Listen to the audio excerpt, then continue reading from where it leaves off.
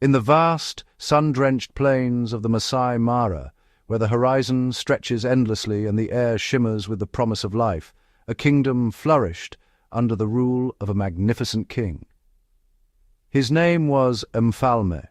He was a lion of immense power and presence, his mane a glorious cloak of black that framed a face etched with the wisdom of 12 years. Scars traced his muzzle, each one a testament to battles fought and won, to the relentless struggle that defined his reign. For 6 long seasons he had held sway over this land, a territory rich with acacia trees and teeming with life. Herds of wildebeest thundered across the plains, elephants wandered the riverbanks, and the air was alive with the calls of countless birds. His roar was the law of the savannah, a sound that echoed across the plains, promising security to his pride and a warning to all who might challenge his reign. At dawn and dusk his voice rolled like thunder, marking the boundaries of his domain. His family was strong, consisting of 3 loyal lionesses, each a skilled hunter and fierce protector, and the future of his dynasty. His 5 sons. Together they formed a close-knit pride, bound by blood and the unspoken rules of the wild. These 5 young males were the princes of this domain, each on the cusp of true lionhood. Their manes were just beginning to darken, their bodies growing stronger with every passing day. There was Amari, the eldest, already showing the broad-shouldered strength of his father. His gaze was steady, his movements deliberate, as if he already felt the weight of future leadership.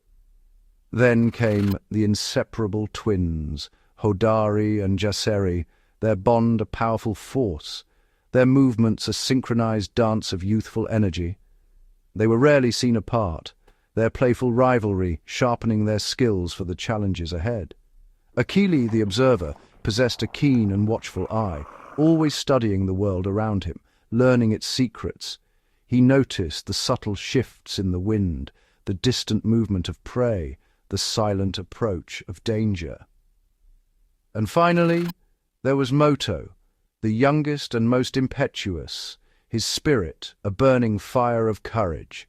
He darted through the grass with boundless energy, always eager to prove himself, his roars small but fierce. Together, they were a formidable coalition in the making, learning the arts of the hunt and the duties of patrol at the side of their powerful father. Each day brought new lessons, how to move as one, how to read the signs of the land, how to respect the delicate balance of life and death. Under Mfalme's tutelage, the brothers learned the rhythms of the Mara. They followed him through the cool dawns and blazing afternoons, their senses sharpening with every step. They stalked through the tall golden grasses, their paws silent on the earth. Every movement was a lesson in stealth, every hunt a test of patience and teamwork. They watched as their father brought down formidable prey, securing the survival of the pride. The sight of his power in motion filled them with awe and a burning desire to one day match his prowess. They felt the rumble of his contented purrs in the cool shade of the afternoons and heard the deep, resonant calls that defined the boundaries of their world. These moments of peace were as important as the lessons of the hunt. He was more than a king. He was their protector, their teacher, and the unshakable center of their universe. His presence brought comfort and confidence, a living shield against the dangers that lurked beyond the grass. The future seemed secure, a path laid out for them to one day inherit this great kingdom and continue the legacy of their father. The brothers dreamed of the day they would walk these lands as rulers, their own roars echoing across the plains. Every day was a lesson in survival and strength. Through play and practice, the brothers honed their skills, their bond deepening with every shared challenge. Mfalme showed them how to read the winds, how to anticipate the movements of the great wildebeest herds, and how to assert their dominance with a confident stride and a steady gaze. He taught them to listen to the whispers of the land, to trust their instincts. The bond between the father and his sons was forged in the shared experiences of the hunt and the quiet moments of rest. In these times, trust and loyalty grew, unspoken but unbreakable. The young lions looked upon their father with a mixture of awe and deep affection. He was their hero, their guide, the living symbol of all they aspired to become. He was the embodiment of what it meant to be a king, and they were the proud heirs to his throne, unaware of the brutal lesson the wild was about to teach them. In the golden light of the Mara, their world seemed unbreakable, yet, as every lion learns, the savannah holds dangers that even the strongest cannot foresee. The day was draped in the heavy heat of the afternoon, the kind of oppressive warmth that seemed to press down on every living thing. The air shimmered above the golden grasses, and the world felt suspended in a languid, sun-soaked silence. The sun beat down relentlessly, its rays turning the savannah into a vast shimmering furnace. Not a breath of wind stirred the acacia trees, and the only sounds were the distant calls of birds and the faint rustle of insects seeking shade. In this stifling heat, thirst became an undeniable force.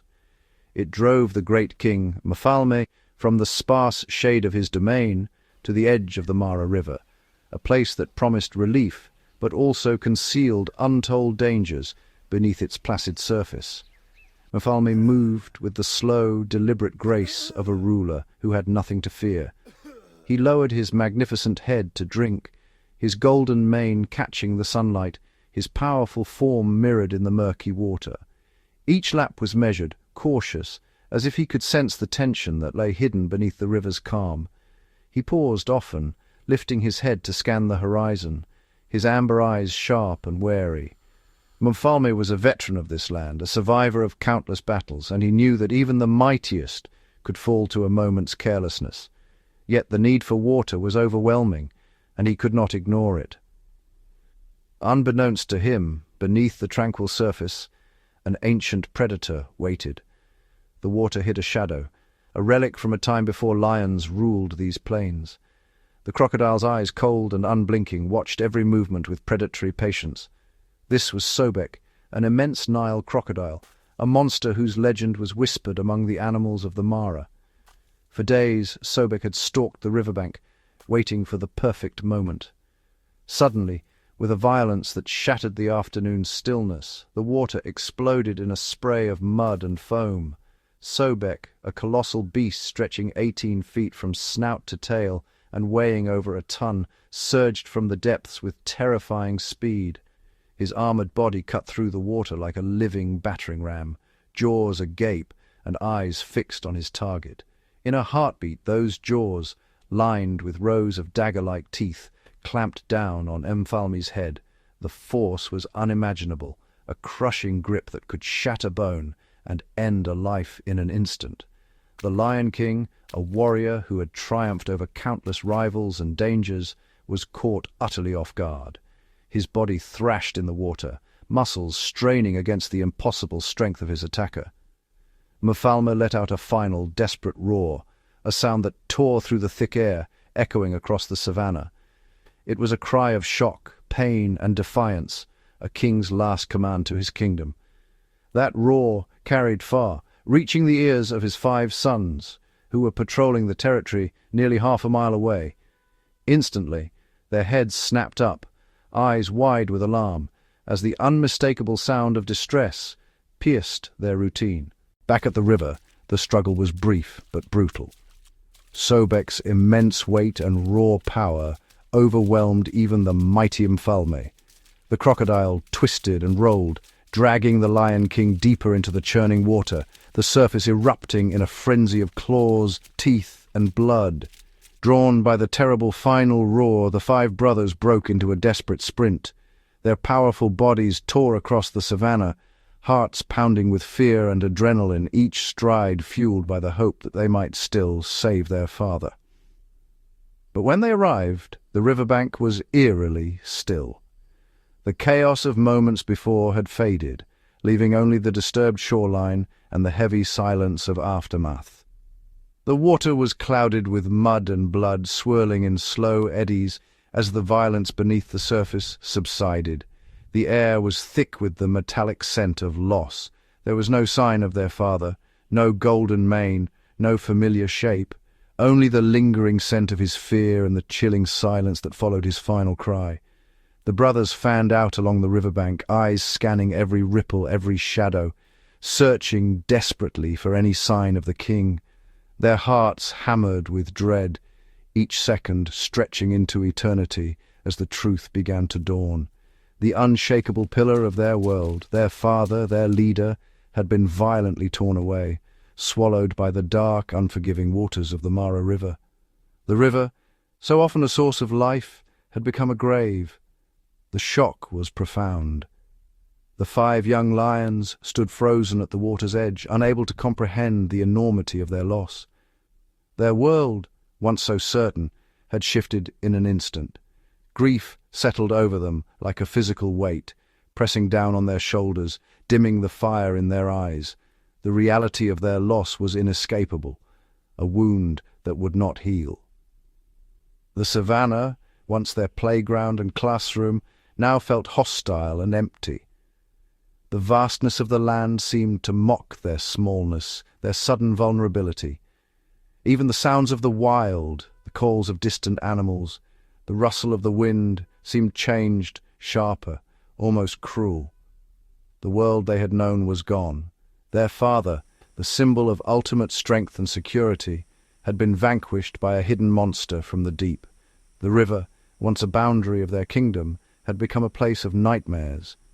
The 5 brothers, the princes of this now leaderless kingdom, huddled together, their bodies close but their spirits adrift. They were alone, left to face the devastating truth that their protector was gone. In that moment, as the sun dipped lower and the shadows lengthened, a deep, cold sorrow took root in their hearts. But beneath the grief, something else began to stir, a burning desire for vengeance, a need to reclaim what had been stolen. The fall of the Monarch was not the end, but the beginning of a new, darker chapter in the saga of the Lion Brothers. For 19 long days and 19 agonizing nights, the 5 brothers did not leave the riverbank. They remained steadfast, their eyes fixed on the water's edge, as if tethered to the very spot where their father had met his tragic end. Grief held them captive at the sight of their father's demise. The weight of their sorrow was palpable, a heavy shroud that seemed to press down on their very souls. They abandoned their duties, their patrols ceased, and the territorial calls that once echoed Mfalme's roars fell silent. The savannah, once alive with their presence, now lay eerily still, a testament to their profound loss. They stared at the murky water, a silent, unblinking vigil, as if willing their father to reappear from its depths. Their eyes, once bright with the fire of youth, now reflected only the dark, swirling waters of the river. They survived on scraps, their powerful bodies growing leaner, their ribs beginning to show through their tawny coats. The once proud lions were now shadows of their former selves, their strength sapped by both hunger and heartache. But hunger was a dull ache compared to the sharp, piercing pain of their loss. Each day, the gnawing emptiness in their stomachs was a constant reminder of the void left by their father's absence. Their sorrow was a shared, palpable thing, a heavy shroud that bound them together in their mourning. They found solace in each other's presence, their shared grief forging an unbreakable bond. This profound grief, however, began to transform. The sorrow slowly hardened into a cold, focused rage. Their eyes, once filled with tears, now burned with a fierce determination. The river, once a source of life, was now the enemy's lair. Every ripple on its surface, every shadow beneath, was a reminder of the monster that had stolen their king. The water, which had once quenched their thirst, now seemed to mock them with its dark secrets. The brothers' vigil became one of vengeance. They no longer watched the river with sorrowful eyes, but with a burning desire for retribution. They began to hunt, not for food, but for retribution. Their movements were calculated, their focus unwavering. They were no longer just lions, they were avengers. They systematically targeted any crocodile that dared to crawl ashore. Each encounter was a battle, a test of their resolve and their strength. Their rage was indiscriminate at first, a raw and desperate lashing out against the reptilian kind that had brought them so much pain. The riverbank became a battleground, the air filled with the sounds of snarls and splashes. By the third day of their vigil, their grim work had begun to bear fruit. The riverbank was littered with the carcasses of their enemies, a testament to their relentless pursuit of vengeance. They had ambushed and killed 3 smaller crocodiles, creatures between 7 and 10 feet long. Each kill was a small victory, a step closer to avenging their father. The kills were not clean or efficient, they were brutal, fueled by a collective fury. The lions attacked with a ferocity that left no doubt about their intentions. They dragged the lifeless bodies of their victims away from the water, leaving the carcasses on the bank as a stark and gruesome message. The riverbank was becoming a graveyard, a testament to their unwavering resolve. It was a declaration of war. The lions stood tall, their eyes blazing with a fierce determination.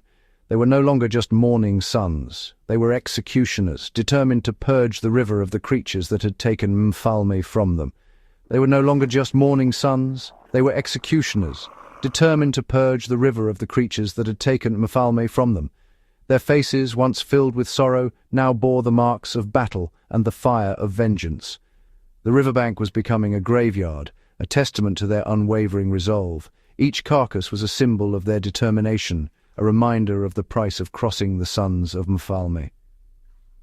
Each kill, however, did little to soothe the ache in their hearts. The victories, though numerous, felt hollow. The true culprit, the colossal Sobek, remained elusive, a shadowy behemoth lurking in the river's deepest channels. The true culprit, the colossal Sobek, remained elusive, a shadowy behemoth lurking in the river's deepest channels. The brothers knew that these smaller victories were hollow, mere distractions from their ultimate goal. The brothers knew that these smaller victories were hollow. Their hunt was for one specific monster, the ancient king of the crocodiles who had dared to slay the king of the lions. Their hunt was for one specific monster, the ancient king of the crocodiles who had dared to slay the king of the lions. Sobek, the ancient and scarred behemoth, was their true target, the embodiment of their rage and sorrow. Their shared purpose gave them strength, even as their bodies grew weaker from lack of substantial food. The bond between them was unbreakable, their resolve unshakable. They were united in their mission, their individual identities merging into a single entity, driven by sorrow and a burning, all-consuming need for revenge. The 5 brothers moved as one, their hearts beating in unison, their eyes fixed on the river that had become both their enemy and their destiny. While the Sons of Mfalme were consumed by their riverside vigil, their world was quietly unraveling behind them. The river, once a symbol of life and abundance, had become a boundary, one that separated them from the heart of their kingdom and the responsibilities that came with it. As the brothers kept their relentless watch, the savannah began to change. The grass grew wild and untamed, the familiar trails faded, and the once bustling waterholes fell eerily silent. Lionesses, left to fend for themselves, wandered the overgrown plains, their movements cautious and uncertain. A dominant male's roar is the invisible fence that protects a territory. It is a warning, a declaration, and a promise all at once. But now, with Mfalme's mighty voice silenced forever and his sons absent from their patrols, the kingdom's boundaries began to blur. The silence was profound. Without the daily patrols and thunderous roars, the land itself seemed to mourn. The wind carried only the sound of rustling grass and distant thunder, not the proud calls of its rulers. The borders of their land became vulnerable, no longer marked by scent or sound.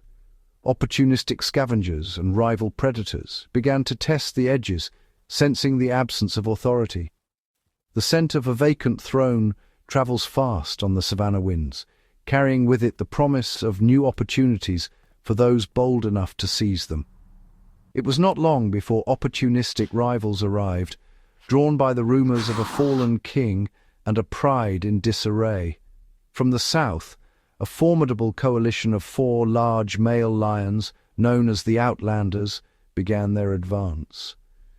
These were not ordinary challengers.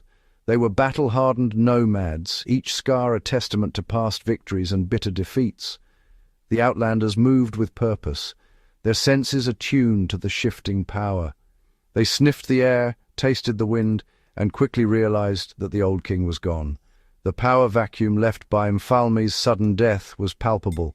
The kingdom was now under threat, its fate hanging in the balance as the Outlanders pressed forward, emboldened by the silence of its defenders.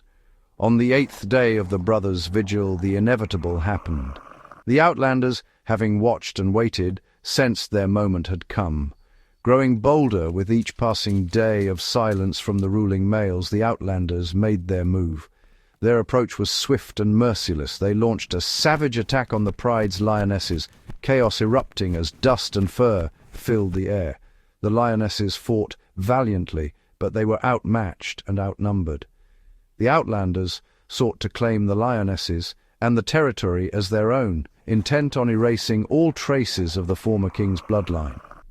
The sounds of the fierce battle, the snarls, roars, and desperate cries of the lionesses carried across the plains to the riverbank, reaching the ears of the 5 brothers. The 5 brothers heard the desperate calls of their pride. Their bodies tensed, torn between the urge to rush to their family's aid and the unyielding pull of vengeance that kept them rooted by the river. Their duty called them to defend their family and their land, to answer the cries of their mothers, sisters, and cubs, but the memory of their father's brutal death haunted them, fueling a burning need for retribution. The brothers were paralyzed by indecision, their hearts torn in two. At that very moment, as the sun blazed overhead, they spotted Sobek, the monster responsible for their father's demise, sunning himself on a distant bank. Sobek's presence was a cruel reminder of their quest. Their choice was agonizing: to abandon their vigil and risk losing their chance at vengeance, or to forsake their pride in its hour of need. Their hearts, heavy with grief and rage, made the decision for them. The need to avenge their father overrode every other instinct. They remained at the river, their bodies rigid with tension, their eyes never leaving the water's edge.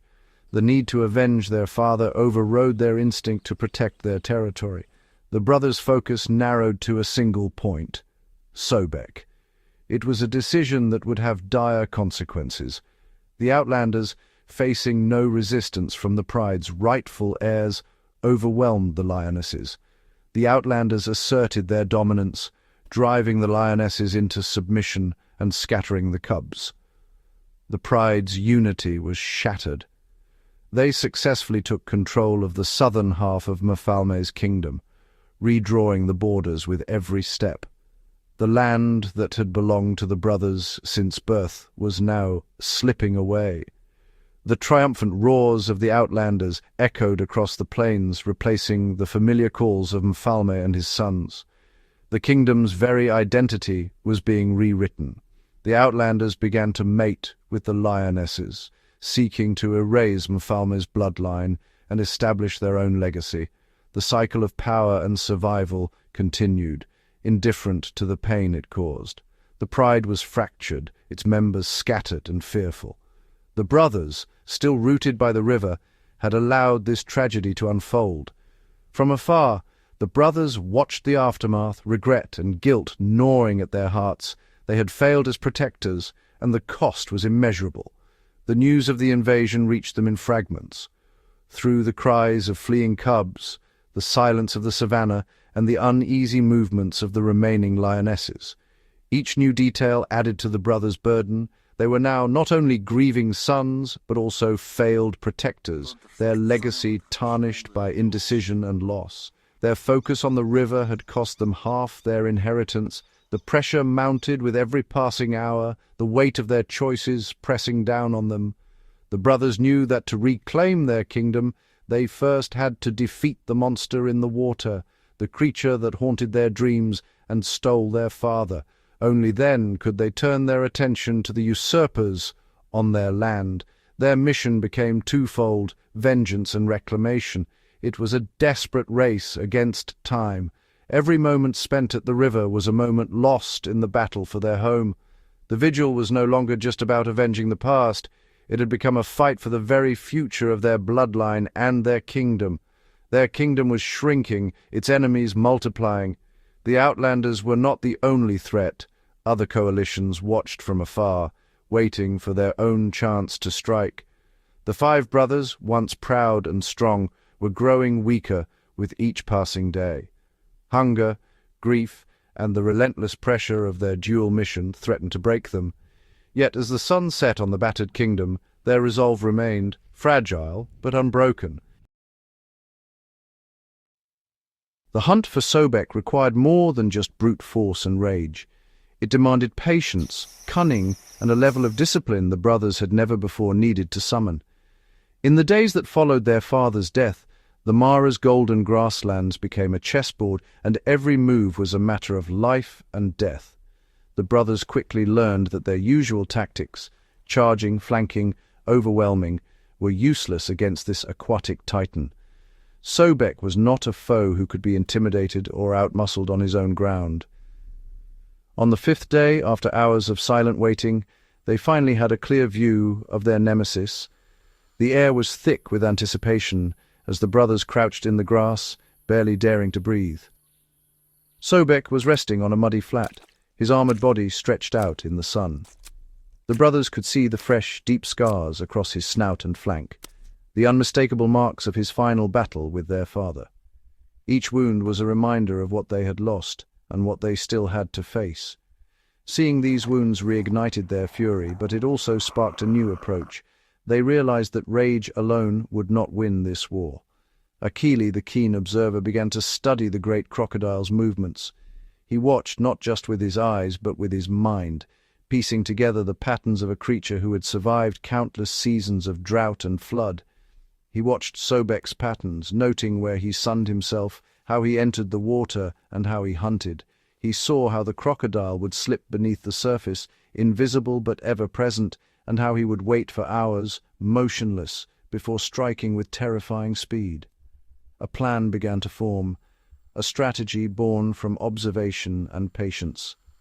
Acacia shared his insights with his brothers, each detail adding a new layer to their evolving scheme. Acacia noticed a particular bend in the river, a place where the water narrowed and the current slowed, where the banks were steep and the mud was thick. It was narrow and relatively shallow, a place where the mighty reptile might lose its key advantages of depth and open water. Here the lions could limit Sobek's movement, forcing him to fight on their terms. The brothers' new goal was to lure the monster into this specific location, to bring him onto their terms. But this was easier said than done. Their first attempts were clumsy and fraught with danger. The river was Sobek's domain, and every misstep could mean death. On the 11th and 12th days of their vigil, they tried to bait Sobek, using loud calls and splashing at the water's edge to draw his attention. Their roars echoed across the savannah, a challenge and a lure. But the ancient crocodile was cunning. He watched from the shadows, his eyes just above the water, weighing every risk. He was not easily fooled, and he refused to be drawn into the trap, retreating to the safety of the deep channel. The river swallowed him whole, leaving only ripples behind. The brothers' frustration grew with each failed attempt. Their tempers flared, and their patience was tested to its limits. Their hunger was a constant gnawing presence, and their strength was beginning to wane.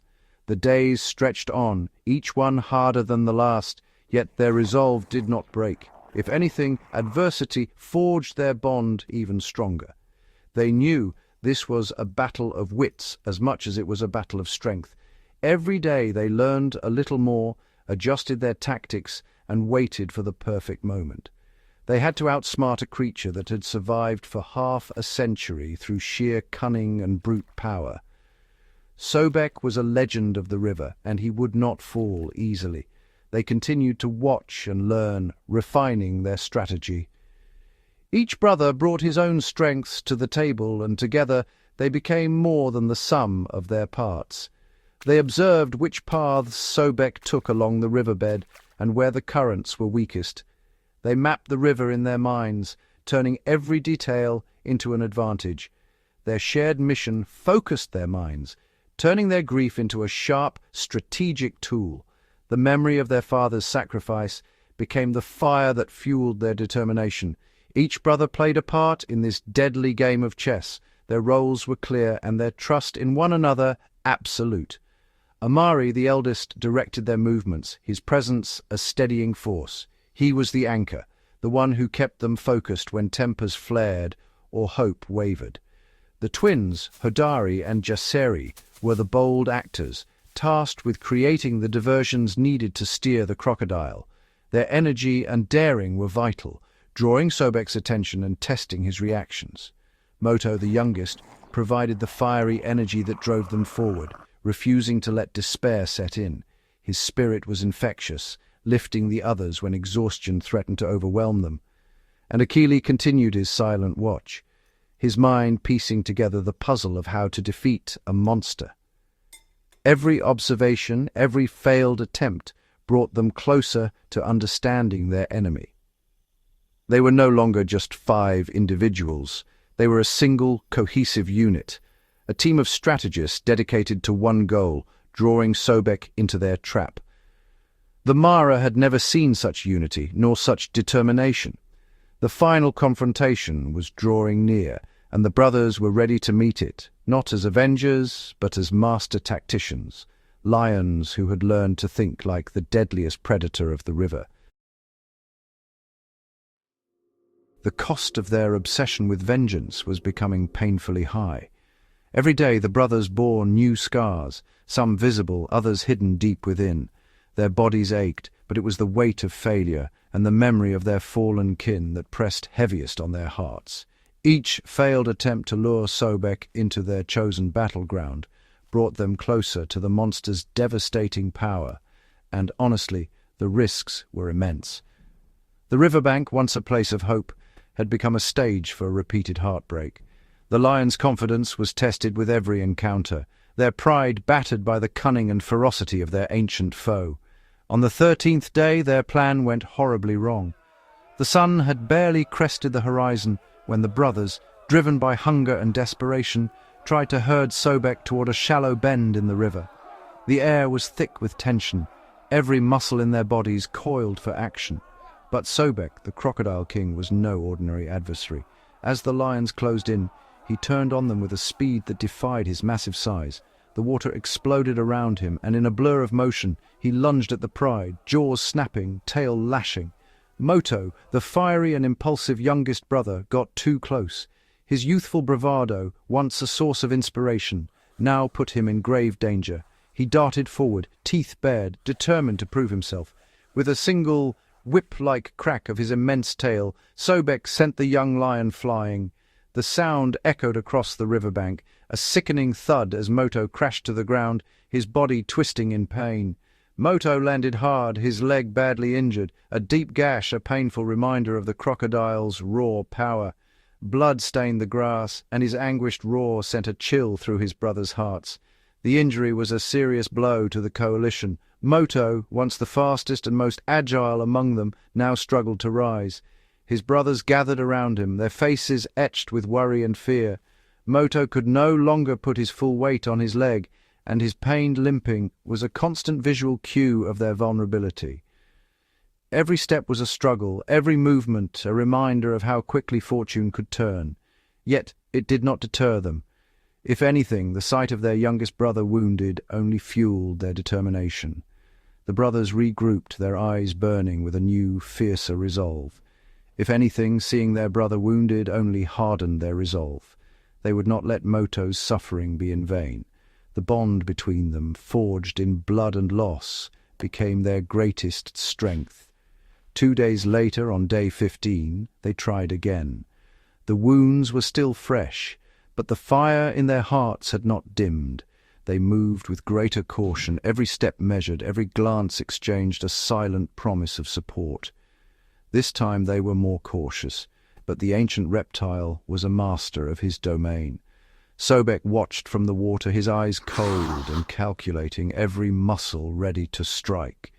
As they closed in, Sobek thrashed violently. The river churned with his fury, sending waves crashing onto the bank. The lions hesitated, but their mission was clear. They would not back down. His tail, a potent weapon, swung through the air and struck Hodari across the face. The blow was brutal, the force enough to stagger even the strongest of lions. The blow was powerful, gashing his cheek and causing his left eye to swell completely shut. Blood trickled down his face and pain clouded his vision, but Hodari refused to retreat. Now 2 of the 5 brothers were wounded. The coalition, once a symbol of strength and unity, was now marked by blood and suffering. Hodari was half-blinded, his vision compromised, and Moto was hobbled, his speed and agility greatly reduced. The odds, already daunting, now seemed insurmountable. They were a battered and weakened force. Every movement was slower, every decision weighed down by the fear of further loss. The Outlanders held their territory, their pride was scattered, and their bodies were scarred and aching. The land itself seemed to mourn with them, the grass stained with blood, the air heavy with sorrow. Doubt began to creep in. For the first time, the brothers questioned whether their quest for vengeance was worth the price they were paying. Other animals on the savannah watched their relentless, seemingly futile quest with a kind of morbid curiosity. Giraffes, zebras, and antelope kept their distance, their eyes wide with a mixture of fear and awe. To many it looked like a suicide mission, 5 grieving sons throwing their lives away against an unbeatable foe. The legend of Sobek grew with each failed attempt, the crocodile's reputation as a monster cemented by the suffering of his enemies. Despair was a predator just as dangerous as the crocodile they hunted. It stalked the brothers in the quiet moments, whispering of defeat and loss. Despite their injuries and the overwhelming odds, the bond between the brothers held them together. In the darkest hours, they found comfort in each other's presence, their unity a shield against despair. They tended to each other's wounds, sharing what little food they could find and offering silent comfort through their shared presence. Every lick, every nuzzle was a promise. They would not abandon one another. Hodari's swollen eye became a symbol of their sacrifice, and Moto's limp a reminder of the price of their quest.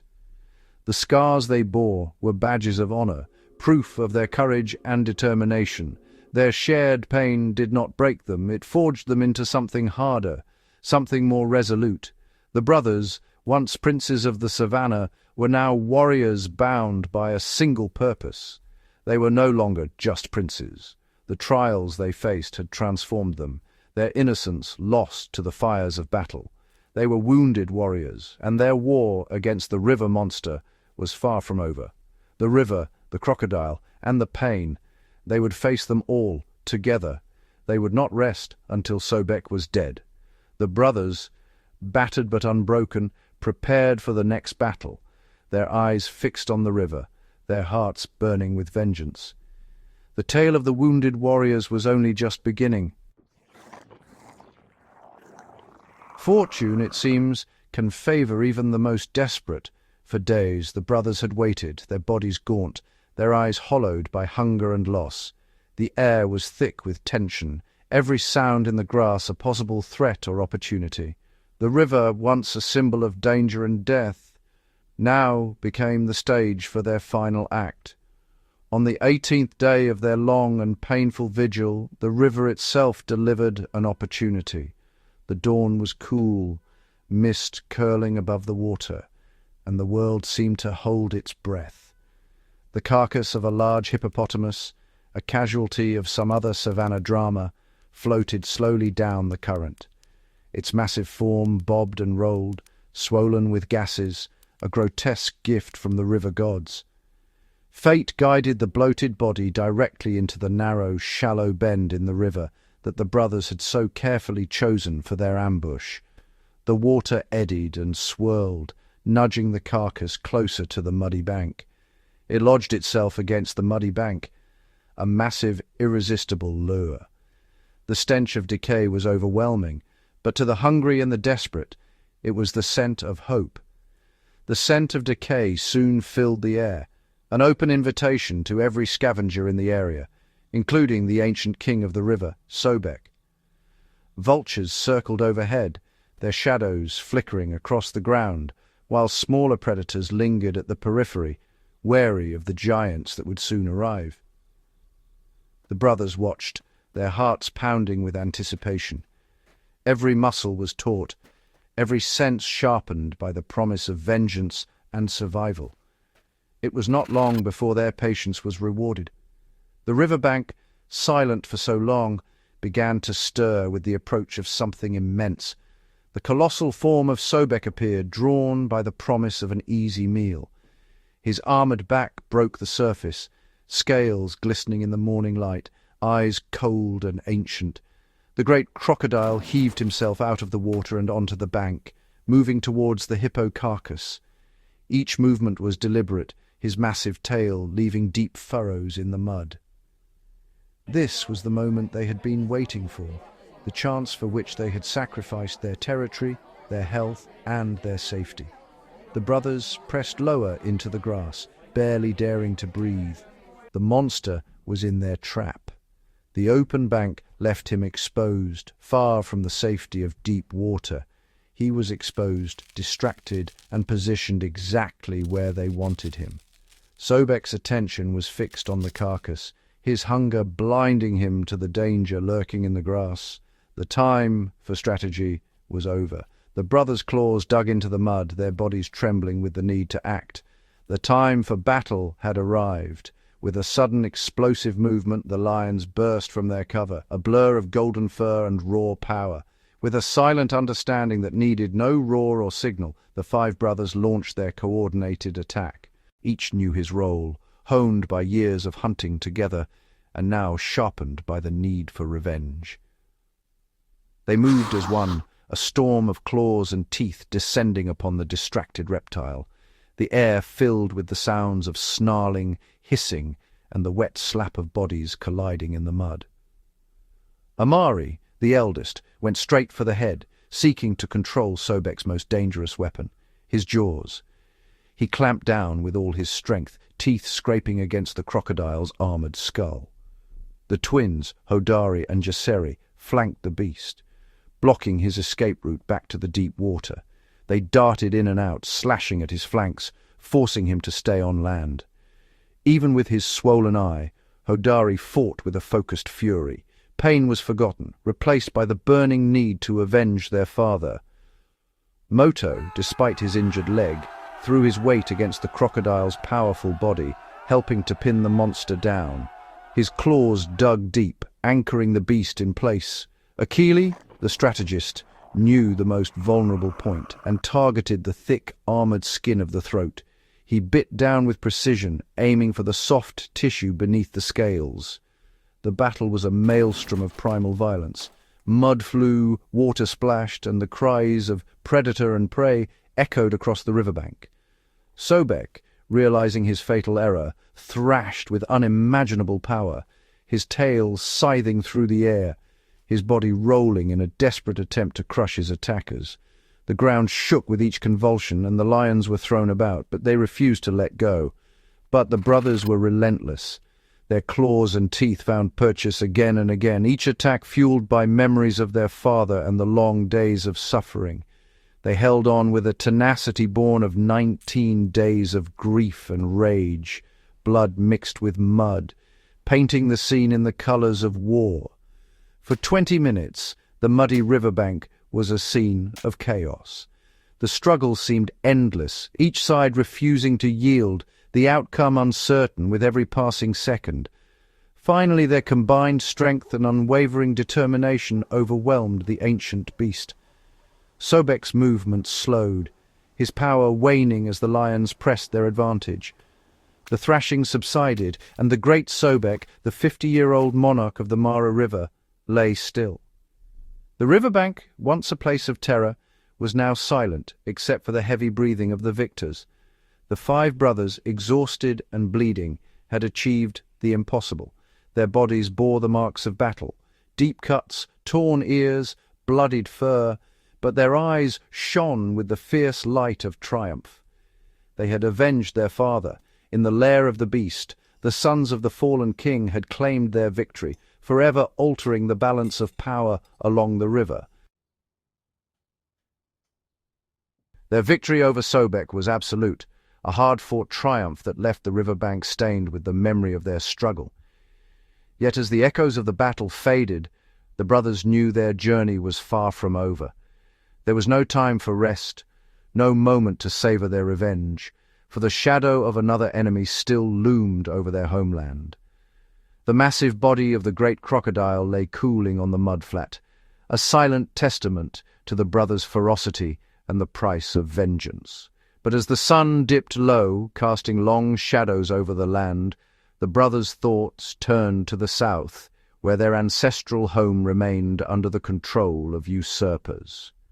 On the 19th day since their exile began, with the wounds of battle still fresh and their bodies aching, the five brothers gathered their strength. Without hesitation, they turned their gaze southward, the direction of their father's kingdom, and began the long march home. Every step was a testament to their endurance. Their fur was matted with mud and blood, their muscles screamed with exhaustion, but in their eyes burned a new and unyielding fire, a fire not of vengeance, but of destiny. The fire of vengeance had been quenched in the blood of Sobek. Now the fire of kingship was kindled, igniting a sense of purpose that drove them forward despite their pain. The brothers moved as one, a grim procession of battered but unbroken warriors. Each stride across the dusty savannah was a declaration. They would reclaim what was rightfully theirs, or die in the attempt. As dawn broke, they approached their old territory with the silence of ghosts. The tall grass concealed their movements, and the early morning mist cloaked their approach, making them nearly invisible to those who had grown complacent in their absence. The Outlanders, a coalition of rival males who had seized the land during the brothers' exile, lounged in the heart of the territory. They basked in the golden light, confident in their new dominion, utterly unaware of the storm that was about to break upon them. Without warning, the five brothers erupted from the grass, unleashing weeks of pent-up fury in a surprise attack. The air was filled with the thunder of paws, the roar of battle, and the desperate cries of the unprepared Outlanders. The fight was brief but savage, a whirlwind of claws, fangs, and raw power. Dust and blood mingled in the air as the brothers fought with a ferocity born of loss, pain, and the unbreakable bond of family. The Outlanders, who had claimed the territory without a true fight, were utterly unprepared for the coordinated assault of five brothers who had survived together through exile and war. Their unity and shared history made them a force no loose coalition could withstand. The Sons of Mfalme moved with a terrifying synergy, each brother anticipating the other's moves, their attacks synchronized and relentless. The Outlanders faltered, unable to counter the brothers' unity and determination. In a matter of moments, two of the four rival males lay defeated, their bodies sprawled in the dust, as the brothers stood over them, bloodied but unbowed. The remaining two Outlanders, seeing the fate of their companions and the unstoppable force of the brothers, broke and fled in terror. Their confidence shattered, they vanished into the tall grass, desperate to escape the wrath of the true heirs. The plains swallowed them, their silhouettes shrinking against the horizon, as they abandoned the territory they had so arrogantly claimed. The brothers did not give chase.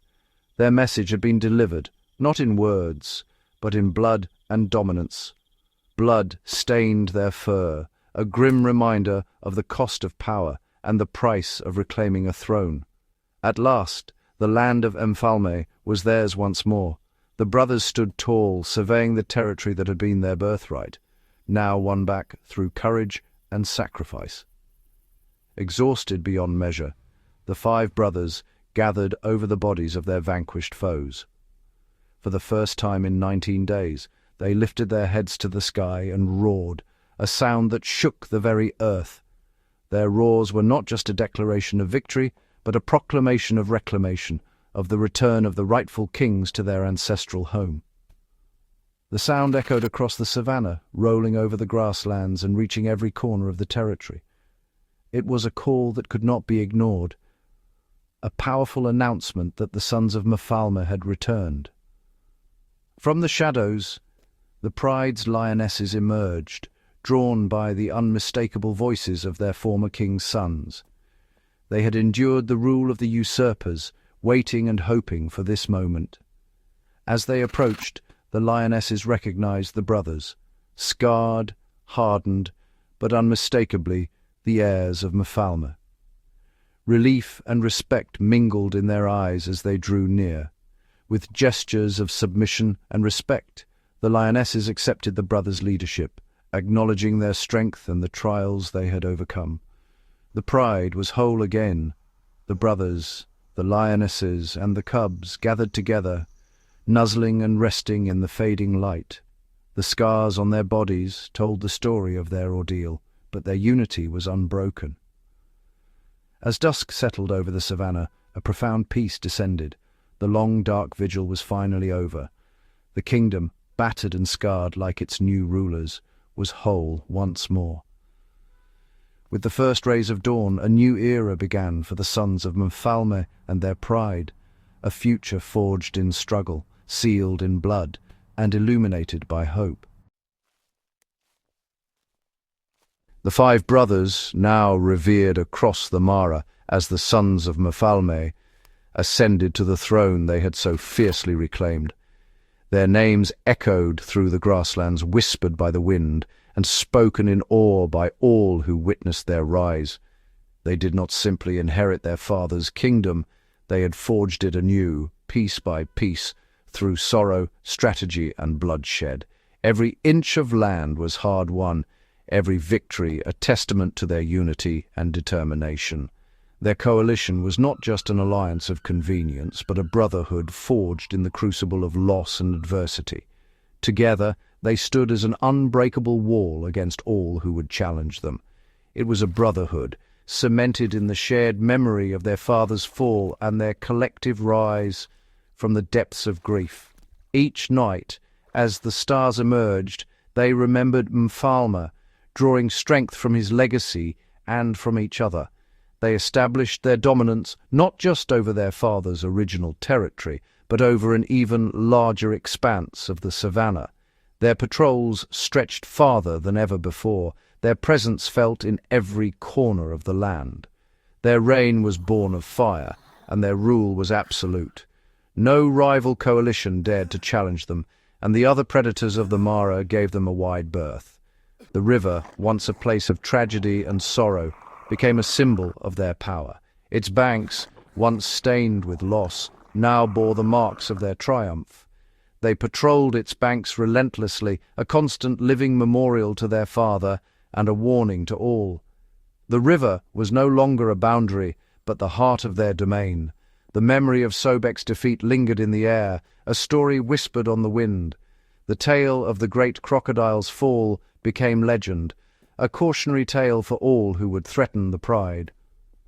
Over the next year, the brothers continued to assert their dominance over the waterway, killing 3 more crocodiles that strayed too close to their lands. Each encounter was swift and decisive, a demonstration of their newfound strength. They established a zone of control, a stretch of the Mara River where lions, not crocodiles, were the undisputed masters.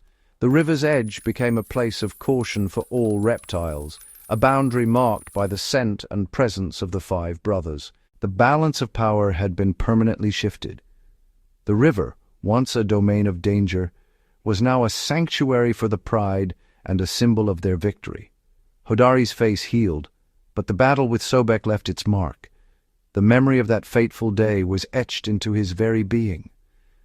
A permanent scar ran across his cheek, and his left eye, though no longer swollen, carried a faint, milky cloudiness, a permanent reminder of the price of their revenge. Yet Hodari wore his wounds with pride, a living testament to his courage.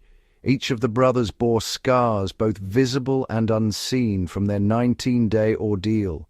The pain of loss and the trials of battle had shaped them, forging a bond that could never be broken. These marks were not signs of weakness, but badges of honor, a testament to their resilience and their unwavering loyalty to one another and to the memory of their father. Their scars told a story of survival, of sacrifice, and of love. They were a dynasty defined by their shared struggle and ultimate triumph. The Mara had never seen a coalition so united, so formidable, so deeply bound by purpose. And so, the Sons of Mfalme ruled their kingdom. Their presence was felt in every rustle of grass, every distant roar, every silent watch from the shadows. Day after day, they walked the plains, their powerful strides confident, their gazes steady. The pride flourished under their protection, and the land itself seemed to thrive in their reign. They patrolled the riverbank where their father had fallen, ensuring no such tragedy would ever befall their pride again. The memory of that loss fueled their vigilance, making them guardians as much as kings. They were the protectors of their family, the masters of their domain, and the undisputed kings of the river.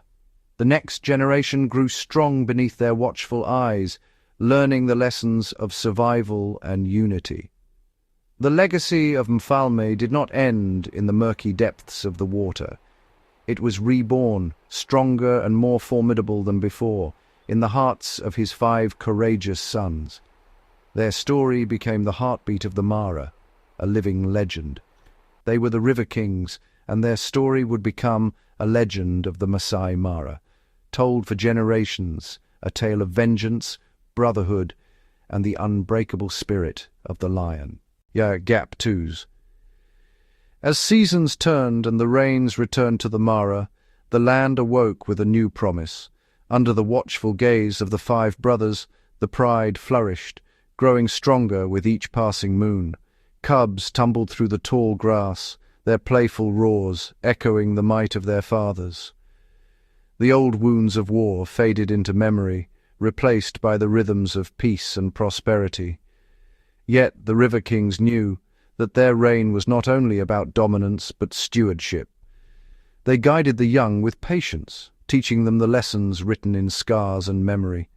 Nights were spent beneath star-filled skies as elders recounted tales of their father, Mfalme, and the battles that had shaped their destiny. Around each story, the pride drew closer, their hearts bound by shared history and hope. Beyond their borders, the Mara watched in awe. Rivals who once circled hungrily now respected the boundaries set by the coalition. The riverbanks, once battlegrounds, became places of gathering. Herds of antelope and buffalo drank in peace, and even the wary crocodiles kept their distance, the legend of Sobek's defeat a silent warning in the flowing water. But the greatest legacy of the River Kings was not just the land they ruled, but the unity they inspired. Other prides looked to them, learning that strength was not found in numbers alone, but in loyalty, sacrifice, and the courage to rise after every fall. The 5 brothers, once orphans of tragedy, became symbols of hope across the savannah. As dawn broke over the Mara, lighting the river in gold, the brothers stood side by side. Their eyes, marked by hardship and wisdom, watched the horizon. They knew that challenges would come again, as they always did, but the bond they had forged, stronger than iron, deeper than the river, would endure. In the heart of Africa, the legend of the River Kings lived on, not just in the tales whispered on the wind, but in the thriving pride, the peaceful riverbanks, and the unbreakable spirit of those who call the Mara home. The Sons of Mfalme had done more than reclaim a throne. They had built a legacy that would echo through the ages. Gap 2s. As the golden sun crested the horizon, a gentle mist swept across the Mara, signaling the arrival of a new era. Within the heart of the pride's territory, the 5 brothers gathered with their kin, their silhouettes framed by the soft glow of morning. Around them, the cubs, now older, stronger and bolder, tested their skills in mock battles, their laughter a melody that mingled with the calls of distant birds. The elders, their faces etched with the wisdom of years, watched with quiet pride. They saw in the young ones the same fire that had once driven the River Kings to greatness. With each passing day, the mantle of leadership shifted subtly as the next generation began to step forward, eager and unafraid. But this dawn brought more than just the promise of youth. Far beyond the river's bend, a new coalition of lions, once strangers, now allies, approached the borders with cautious respect. The river kings, ever watchful, greeted them not with teeth and claws, but with measured strength and open eyes. A silent pact was formed on the riverbank, as the two prides drank side by side, their reflections merging in the still water.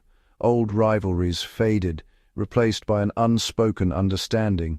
The Mara was vast enough for all who honored its balance.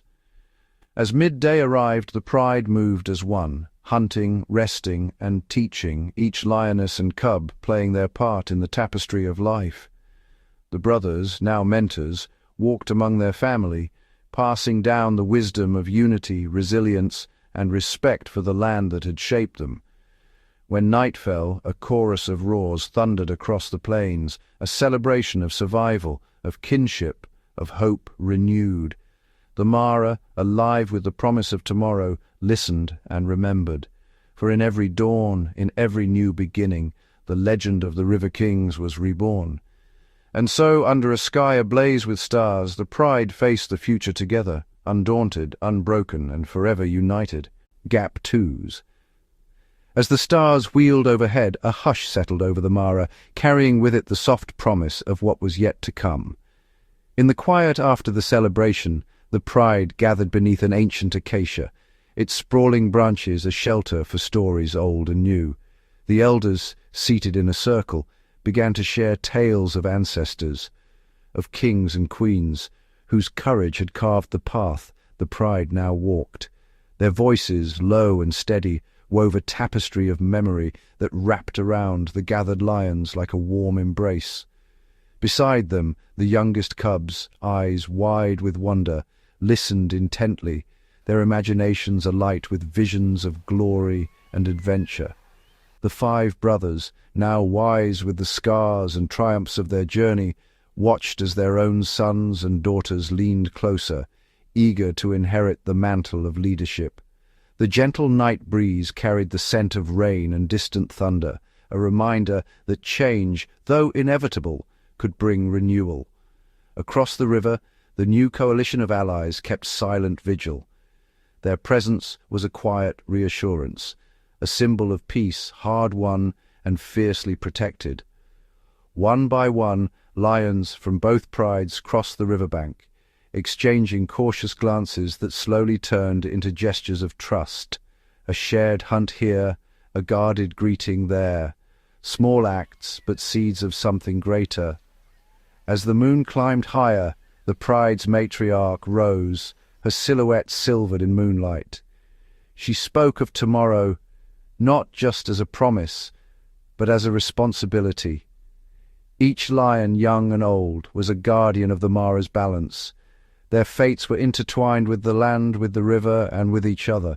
The cubs, moved by her words, pledged their loyalty, not through roaring but through quiet determination, their paws pressing into the earth as if to remind themselves that they belonged to something timeless.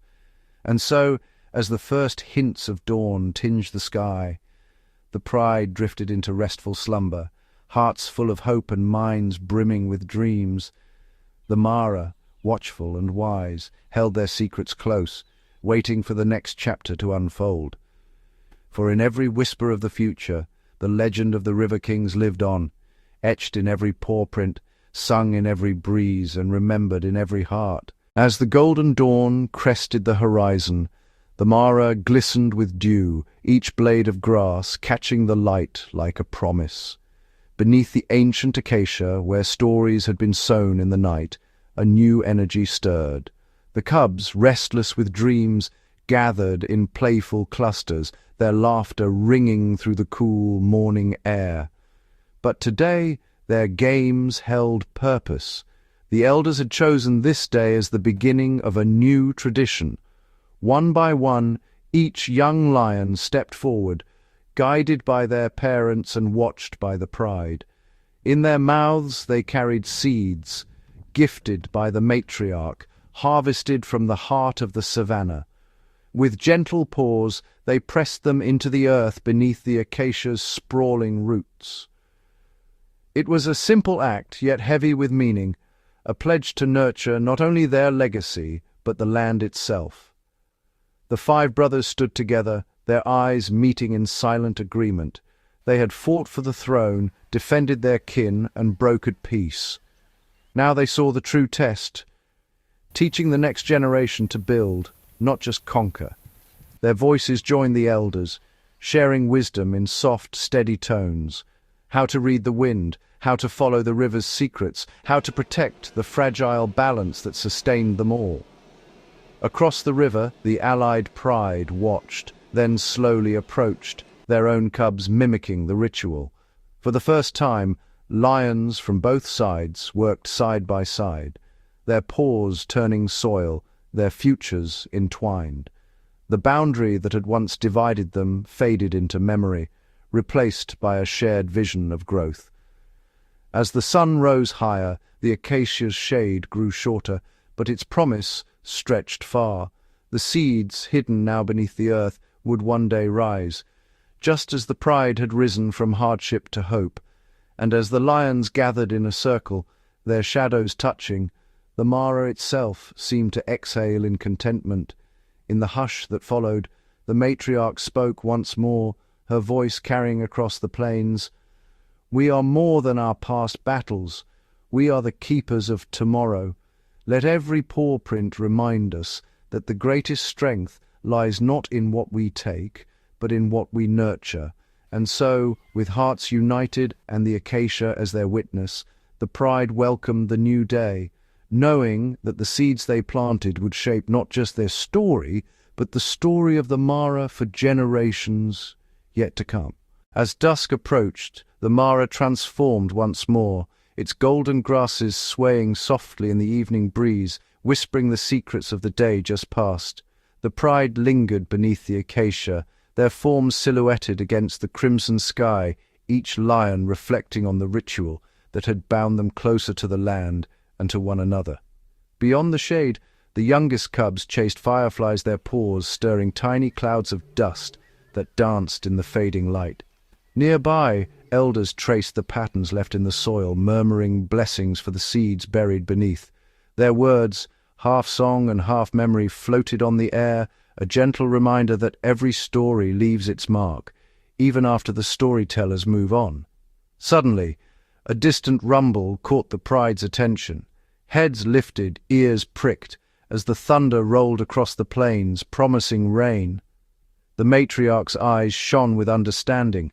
"The earth remembers," she whispered, "and the sky answers." As the first drops began to fall, the pride did not scatter.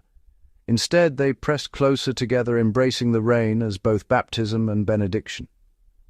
The scent of wet earth rose, mingling with the promise of new life. Under the acacia, the seeds drank deeply, and the pride watched as tiny rivulets traced paths around their paw prints, carrying hope into the roots below. The allied pride, too, remained sharing stories and warmth, their former rivalry now softened by shared purpose. Through the shimmering rain, the five brothers looked to the horizon, where the river snaked through the grasslands. They saw not just their own reflections, but the reflections of every lion who would one day walk these plains. In that moment, they understood the legacy of the Mara would not be measured in battles won or thrones reclaimed, but in the quiet resilience of life returning again and again. As twilight deepened, the pride lifted their faces to the stars, listening to the gentle chorus of insects and the steady heartbeat of the land. The Mara, alive with possibility, held their dreams within its endless grass, and as the rain eased, the acacia stood tall, a sentinel over generations, its roots entwined with the echoes of every promise made and every hope yet to bloom. As dawn broke over the Mara, the land awoke with a vibrant symphony of life. The golden hues of the savannah bathed in the soft light of morning, revealing a world renewed by the night's rain. Each blade of grass glistened with dewdrops, tiny mirrors reflecting the boundless sky above. The pride stirred from their slumber under the acacia, their bodies stretching and shaking off the remnants of sleep. The matriarch rose first, her eyes scanning the horizon, where the sun began its ascent, casting long shadows across the plains. She moved with a grace born of experience, her presence a silent command for the others to follow. In the distance, the allied pride could be seen, their forms blending with the landscape as they too prepared for the day ahead. The once separate prides now moved as one, their bonds forged in the crucible of shared trials and triumphs. The five brothers, their coats still damp from the rain, stood together atop a gentle rise. From this vantage point they could see the vast expanse of their kingdom, a realm of untamed beauty and relentless challenges. The river, a lifeline snaking through the grasslands, shimmered in the morning light, a testament to the enduring cycle of life. As they gazed out, their thoughts turned to the future. The legacy of the Mara was not just in the land they protected, but in the stories they would tell, the lessons they would pass on. The youngest brother, eyes wide with wonder, asked, "What will become of us when we are gone?" The eldest, wise beyond his years, placed a paw on his sibling's shoulder. "We will live on in the hearts of those who come after us," he said softly. "In every roar, in every hunt, in every moment of courage and compassion, we will be there." The matriarch approached, her gaze fixed on the horizon.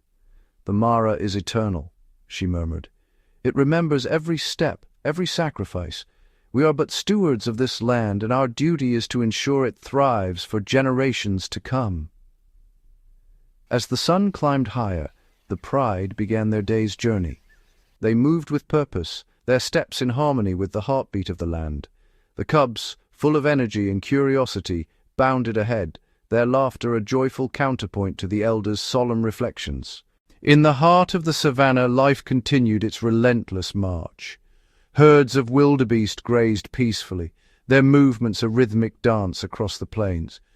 Birds took to the skies, their songs a celebration of the new day. Predators and prey coexisted in a delicate balance, each playing their part in the grand tapestry of the Mara. The pride paused at a water-hole, where the recent rain had left a pool of crystal-clear water. They drank deeply, the cool liquid a refreshing balm. As they rested, the matriarch spoke of the ancient wisdom passed down through the ages, tales of survival and unity, of love and loss.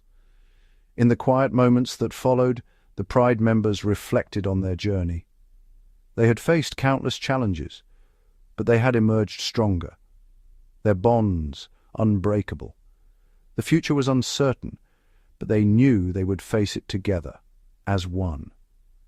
As the day drew to a close, the Pride found themselves once more beneath the acacia. The sky blazed with the colors of sunset, a breathtaking palette of oranges, pinks, and purples. The matriarch's voice, filled with both pride and tenderness, echoed in the twilight. "Remember this moment," she said, "for it is in these moments that we find our true strength. The Mara is our home, and we are its guardians. Together, we will ensure its legacy endures." The Pride settled in for the night, their bodies close, their hearts united. The stars began to twinkle above, their light a reminder of the vastness of the universe and the enduring spirit of the Mara. And as the first stars appeared, the acacia stood tall, its branches reaching for the heavens, a symbol of resilience and hope. Beneath its canopy, the seeds of tomorrow waited, ready to bloom into the promise of a new day. The Mara, timeless and eternal, whispered its secrets to those who listened, its voice a gentle reminder that life, in all its forms, is a precious gift to be cherished and protected. In the heart of the savannah, under the watchful eyes of the Pride, the legacy of the Mara lived on, an unbroken chain linking the past, present, and future in an endless dance of life. As night deepened across the Mara, the world seemed to pause beneath a velvet sky. The Pride slept in a tangled heap of warmth and trust, their breathing steady, the rise and fall of their chests a quiet lullaby in the hush of darkness. But not all were lost to dreams. The matriarch, her fur dusted silver by age and starlight, stirred and rose, careful not to disturb the cub nestled at her side. She walked alone to the edge of the acacia's shadow, where the grass was cool and the air tinged with the scent of wild sage. There she gazed upward, her eyes tracing the constellations that told stories older than any lion's memory. In the hush, the spirits of ancestors seemed close, each star a watchful guardian, each breeze a whispered blessing. Behind her, the youngest cub, a little more adventurous than the rest, padded quietly to her side. His eyes, wide with wonder, reflected the shimmering heavens. The matriarch lowered her head and brushed her muzzle gently against his ear. "Do you see?" she whispered. "These stars remember every lion who has walked these plains. They are our family, our history, our promise." The cub pressed closer, comforted by her voice. In the distance, a chorus of frogs began their nightly song, and the wind rustled through the acacia leaves, carrying with it the sense of rain, earth, and hope. As the night wore on, more members of the pride awoke and joined them, drawn by the silent call of the night. Side by side, old and young, they watched the sky together. The eldest brother spoke, his voice low but strong. "We are part of something greater. The Mara's story is not only written in battles and hunts, but in moments like this, when we stand together beneath the endless sky, united by love, memory, and purpose." A shooting star arced across the heavens, and the pride watched in awe. The matriarch smiled, her heart full. So long as we remember, so long as we care, the circle remains unbroken. And as the first hints of dawn colored the horizon, the pride knew, deep in their bones, that no matter what tomorrow brought, they would face it together. For in the Mara, life's great circle was unbroken, its spirit eternal, its promise renewed with every sunrise. The night faded, but the legacy endured, woven into every heartbeat, every breath, every paw-print in the dew-kissed grass. The Mara's story was theirs to cherish and theirs to pass on forever. As the first rays of sunlight spilled across the Mara, the world stirred with gentle anticipation. Dew clung to the blades of grass, sparkling like tiny jewels beneath the waking sky. The pride, still gathered beneath the ancient acacia, blinked sleep from their eyes and stretched languidly, each movement deliberate, as if savouring the calm before the day. The matriarch led the procession away from their nighttime sanctuary, her steps steady and sure. The youngest cubs followed in her wake, their paws leaving small, perfect imprints in the damp earth. The eldest brother brought up the rear, his gaze sweeping the horizon, attentive and vigilant. The Mara was quiet, but every shadow held a story, every rustle a possibility. As they moved, the pride paused at the crest of a low hill, where the land unfurled in endless gold and green. Here, the matriarch signalled for silence. The pride settled, watching as a herd of wildebeest grazed peacefully below, a reminder of the delicate balance that sustained all life here. From this vantage, the pride's world seemed vast and boundless. The matriarch's eyes narrowed, not in suspicion, but in deep reflection. She recalled the struggles and triumphs that had brought them to this moment, the battles fought, the losses mourned, the victories celebrated in quiet unity. She knew the day would bring its own challenges, as every day did. But for now, in this hush before the sun's full ascent, the pride became the silent guardians of the dawn. They bore witness to the birth of a new day, their presence a pledge to protect their home, their kin, and the legacy entrusted to them. A gentle breeze stirred, carrying with it the promise of opportunity and the memory of those who had come before. The matriarch glanced at the youngest cub, who gazed back with eyes full of questions and hope. She nuzzled him softly, imparting a silent vow that the circle would always be watched over and the future safeguarded by those who remembered. As the sun crested the horizon, bathing the Mara in warm gold, the pride rose as one. Together they moved forward, guardians of the dawn, keepers of the circle, ready to meet whatever the day would bring. In the heart of the Mara, beneath the endless sky, the circle endured, not only unbroken, but ever vigilant, ever renewed. As the pride pressed onward into the awakening day, a subtle shift began to stir in the air. High above the Mara, clouds gathered with silent intent, their bellies swollen with the promise of rain. The scent of petrichor, a fragrance both ancient and new, drifted on the breeze, drawing the attention of every creature across the plain. The matriarch paused, her ears pricking at the distant rumble of thunder. Around her, the pride stood alert, senses attuned to the coming change. For months the land had thirsted beneath the relentless sun. Now hope shimmered in the trembling hush that precedes a storm. As the first fat drops fell, the cubs darted and danced, their playful cries rising in harmony with the rhythm of the rain. Elders looked skyward, their faces upturned to receive the cool blessing, eyes closing in silent gratitude. The grasses drank deeply, turning greener by the heartbeat. Wildebeest, zebra, and gazelle lifted their heads, pausing in their grazing to witness the transformation. The rain intensified, drumming softly against the acacia leaves, washing dust from every stone and paw print. In this moment the Mara was renewed, every living thing united by the gift from above. The pride gathered close, their furs slicked and shining, their spirits buoyed by the certainty that the land would flourish once more. As the downpour softened, sunlight broke through the clouds, scattering diamonds of light across the drenched savannah. The matriarch led her family forward, their path glistening, their hearts full. The return of the rain was not just a reprieve, it was a promise that life, in all its fragile wonder, would go on. And so, beneath the weeping sky and the rising sun, the pride moved as one. Their story, like the Mara itself, was ever-changing, ever-renewing, and forever bound to the rhythm of the rain. As the final raindrops faded into mist, a hush settled over the Mara, deep and profound. The land, so recently thunderous and wild, now exhaled in tranquil relief. Pools formed in the shallow hollows, reflecting the awakening sky in liquid mirrors. The pride paused at the edge of a new world, one cleansed and glistening, its colours richer and its scents sharper than before. Birdsong returned first, tentative notes threading through the quiet, each call a celebration of survival. Butterflies fluttered above the fresh grass, their wings jewelled with tiny droplets. The cubs, exhausted from their earlier joy, nestled close to their mothers, lulled by the gentle patter of water dripping from the acacias. Across the plain, prey animals ventured forth, drawn by the promise of new shoots.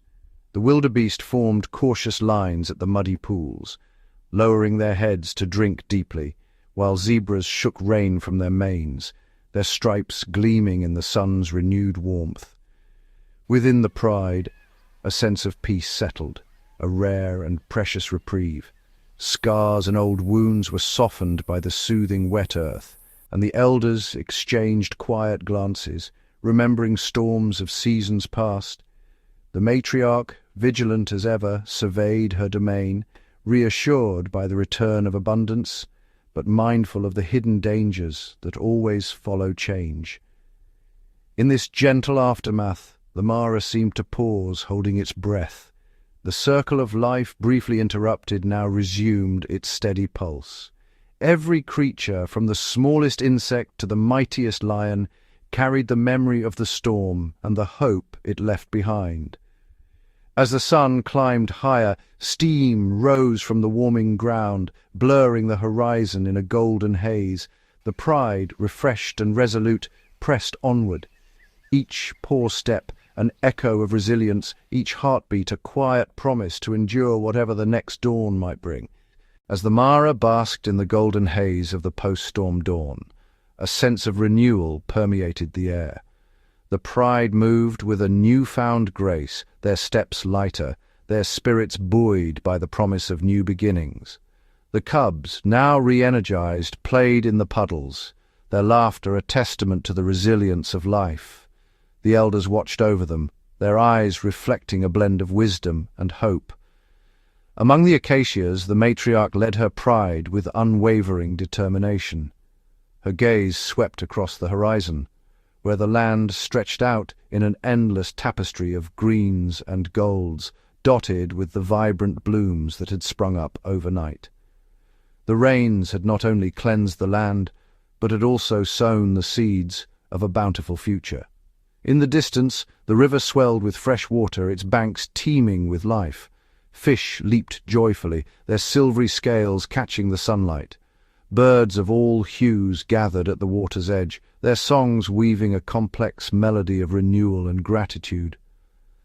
The wildebeest and zebras, their thirst quenched, began to graze on the tender shoots that carpeted the plains. High above, the sky was a canvas of soft blues and whites, the storm clouds now a distant memory. The sun, a radiant orb, cast its warm embrace over the land, nurturing the new growth. The air was filled with the scent of wet earth and blooming flowers, a fragrant reminder of nature's enduring cycle. As the day progressed, the Pride embarked on a journey to explore their rejuvenated territory. Each step was a discovery, each sight a marvel. They moved as one, a cohesive unit bound by the trials they had overcome and the promise of what lay ahead.